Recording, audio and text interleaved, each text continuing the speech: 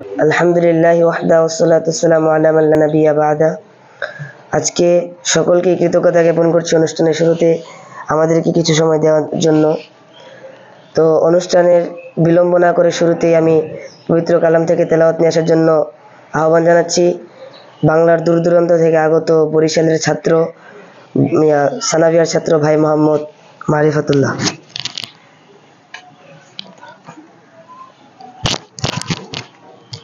আসসালামু আলাইকুম ওয়া রাহমাতুল্লাহি ওয়া বারাকাতুহু।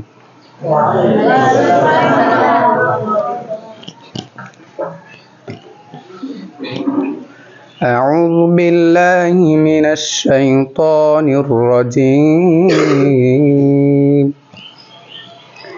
বিসমিল্লাহির ফিল আখিরাহ ওয়া হুয়াল হাকীমুল খাবীর।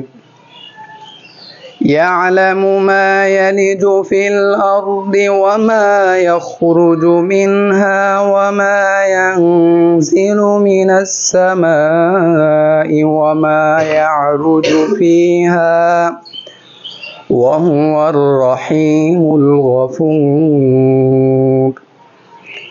وقال الذين كفروا لا تأتينا الساعة قل بلى وربي لتأتينكم عالم الغيب لا يعزب عنه مثقال ذرة في السماوات ولا في الأرض ولا أصغر من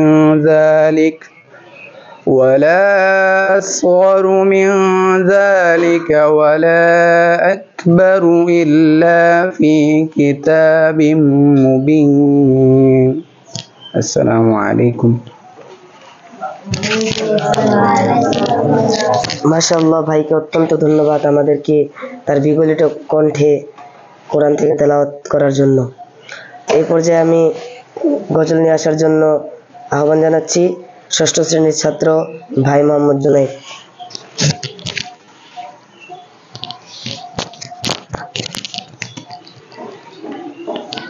আসসালামু আলাইকুম ওয়া রাহমাতুল্লাহি ওয়া বারাকাতুহু।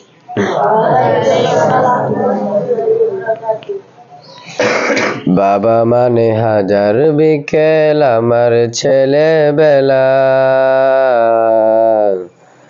বাবা মানে রোজ সকালে পুতুল পুতুল খেলা, বাবা মানে হাজার বিকেল আমার ছেলেবেলা, বাবা মানে রোজ সকালে পুতুল পুতুল খেলা, বাবা মানে কাটছে ভালো যাচ্ছে ভালো দিন, বাবা মানে জমিয়ে রাখা আমার অনেক ঋণ, আমি যত এলো মেলো ভুলের অভিধান, বাবা তুমি সময় মতো সহজ সমাধান, জীবনের ডানা পরিণ কিছুই না জানি, আমার গানের স্বরলিপি তোমার মাঝেই খুঁজি, বাবার কাছে হই না কালো আমি কোনো দিনই, বাবা ডাকে আদর করে আমায় সোনামণি, বাবার কাছে হই না কালো আমি কোনো দিনই, বাবা ডাকে আদর করে আমায় সোনামণি, বাবা মানে অনেক চাওয়া, বাবা মানে অনেক পাওয়া, বাবা মানে ছোট্ট শূন্যতা, বাবা মানে অনেক পূর্ণতা। আসসালামু আলাইকুম ওয়া রাহমাতুল্লাহি ওয়া বারাকাতুহু। মাশাআল্লাহ, অত্যন্ত সুন্দর হয়েছে। আসলে যে গজলটি গেয়েছে হয়তোবা সঠিক মতো গেতে পারেনি, কিন্তু গজলের ভাব অর্থ অনেক কিছুই বোঝার আছে এখানে। পৃথিবীতে যার বাবা নেই সে বুঝে তার কি মূল্য। তো আমি আর সময় নিচ্ছি না, আমি সর্বশেষ ফিরে যাচ্ছি আমাদের সম্মানিত উস্তাদ শেখ মাওলানা বেলাল হোসেন সালাফি। উনি আমাদেরকে পরীক্ষা সম্পর্কে কিছু নসিহত পেশ করবেন।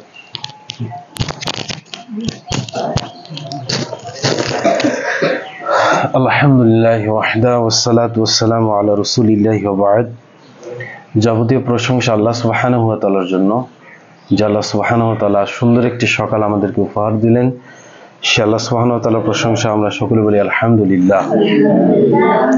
দরুদ ও সালাম বর্ষিত হোক আমাদের প্রিয় নবী জনাবে মুহাম্মদ রাসূলুল্লাহ, সকলে বলি সাল্লাল্লাহু আলাইহি ওয়াসাল্লাম। আজকের সংক্ষিপ্ত আকারের কথা হলো আমাদের পরীক্ষার পূর্ব প্রস্তুতি। মনে রাখতে হবে, আমরা বাংলাদেশে অবস্থানরত অন্য সব ছাত্রদের মতো না, বাংলাদেশে প্রচলিত অন্য সব ছাত্রদের মতো, আমরা স্কুলের ছাত্রদের মতো, আমরা কলেজের ছাত্রদের মতো, বা এখানে ভার্সিটি সমপর্যায়ের ছাত্র রয়েছে যারা ওরকম পর্যায়ের নয়। মানে আমাদের আমল, আমাদের আখলাক, আমাদের আচার, আমাদের ব্যবহার, আমাদের ইবাদত বন্দেগী সবগুলো তাদের থেকে কি ডিফারেন্স, তাই না? তাদের থেকে সম্পূর্ণ আলাদা না? তো মনে রাখতে হবে আমাদের আহলুল হাদিস। আমরা আবার প্রচলিত যে মাদ্রাসা লাইন রয়েছে বাংলাদেশে, দেওবন্দি আছে, বেরলভী আছে, বা মুজাদ্দিদি, এরকম বিভিন্ন তরিকার প্রতিষ্ঠান আছে, ওগুলোর মতো আমাদের প্রতিষ্ঠান নয়।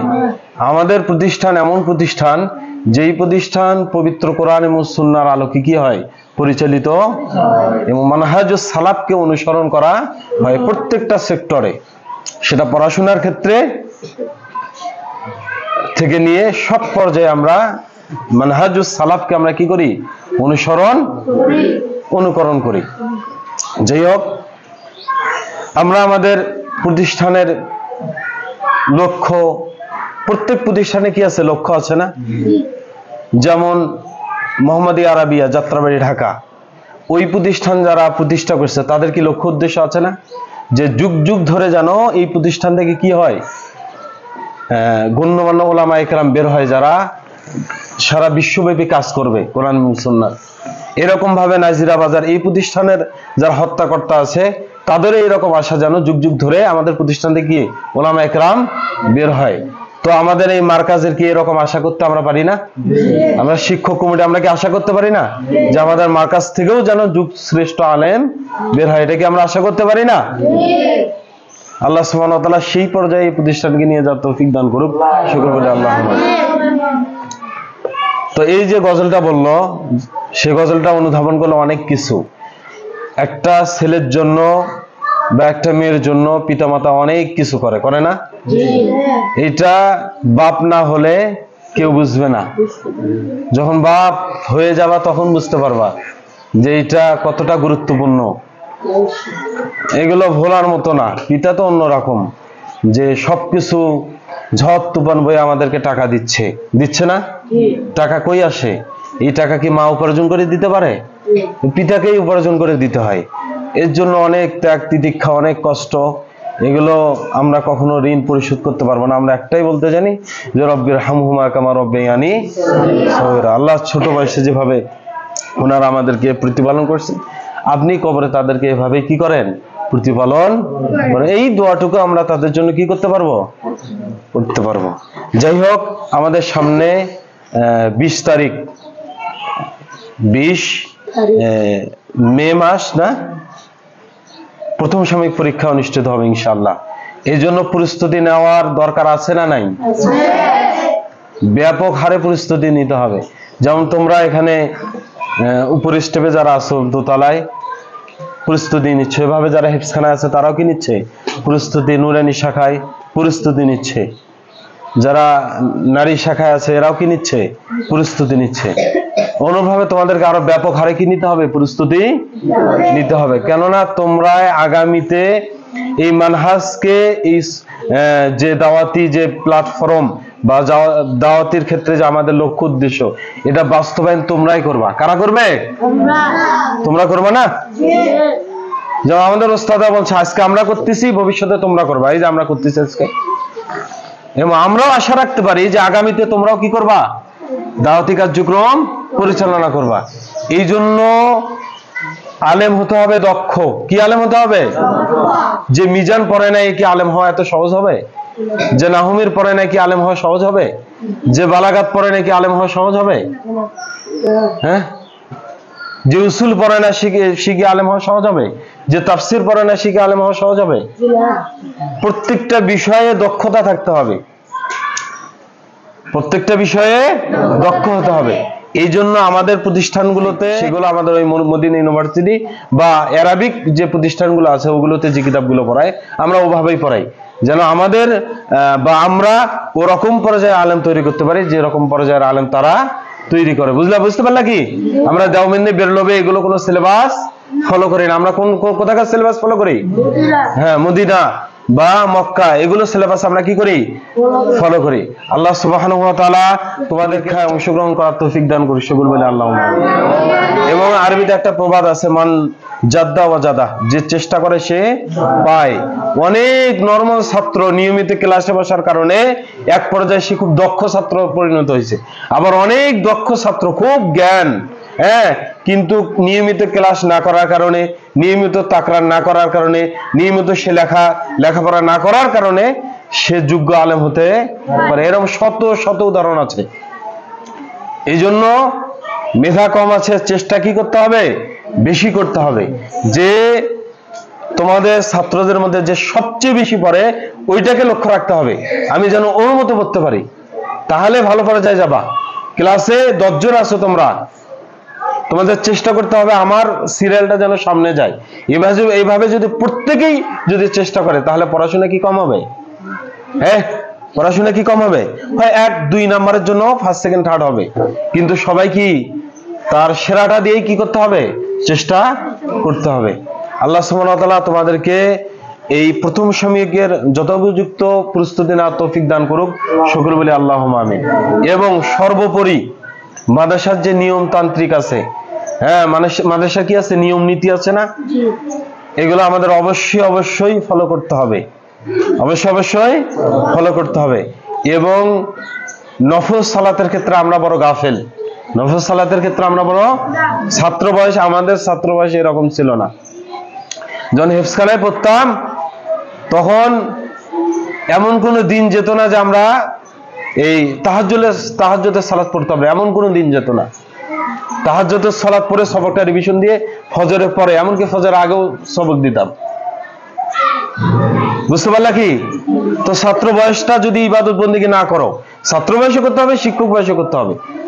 তো এটা তো আল্লাহর কাছে চাইতে হবে। এই জ্ঞান কি আল্লাহ দিবেন না? এই জ্ঞান কি আমাদের নিজের মাধ্যমে আমি অর্জন করতে পারবো যদি আল্লাহ তৌফিক না দেয়? এই জন্য আমাদের অবশ্যই আল্লাহকে কি করতে হবে? সন্তুষ্ট করতে হবে। ইন্নাল্লাহা লা ইয়াকবিলু মিনাল আমালি ইল্লা মা কানা লাহু খালিসান আবতুগিয়া বিহি ওয়াজহু। আল্লাহ সুবহানাহু ওয়া তাআলার নিকট আমল কি হবে না? গ্রহণযোগ্য হবে না। তখন গ্রহণযোগ্য হবে যখন ওই আমলকে আমরা তার জন্যই নির্দিষ্ট করব, ওই আমলকে তার সন্তুষ্টির জন্যই আমরা করব। মানে এই লেখাপড়া, এই সালাত সিয়াম, এই মানহাজের উপরে থাকা সবকিছু কার সন্তুষ্টির জন্য? সবকিছু কার সন্তুষ্টির জন্য? তো আল্লাহকে সন্তুষ্ট করার জন্য আমরা এই সমস্ত কার্যক্রম করি। সেটা শিক্ষক হিসেবে আমরা পাঠদান করি, দাস প্রদান করি। অনুভাবে তোমরা আল্লাহ সন্তুষ্টির জন্য দাস গ্রহণ করো। বুঝতে পারলা? আল্লাহ সুবহানাহু ওয়া তাআলা তোমাদেরকে কবুল ও মঞ্জুর করে নেক এবং যুগশ্রেষ্ঠ আলেম হিসেবে কবুল করুক এবং বেশি বেশি পড়াশোনায় মনোযোগী হওয়ার তৌফিক দান করুক। আল্লাহ সুবহানাহু ওয়া তাআলা তোমাদের বালা মুসিবত, পরীক্ষার আগে এবং পরীক্ষার পরে সর্বোপরি তোমাদেরকে আল্লাহ সুবহানাহু ওয়া তাআলা সুস্থ রাখুক। যাবতীয় যত বালা মুসিবত রয়েছে আল্লাহ সুবহানাহু ওয়া তাআলা সবকিছু দূরীভূত করুক। এই বলে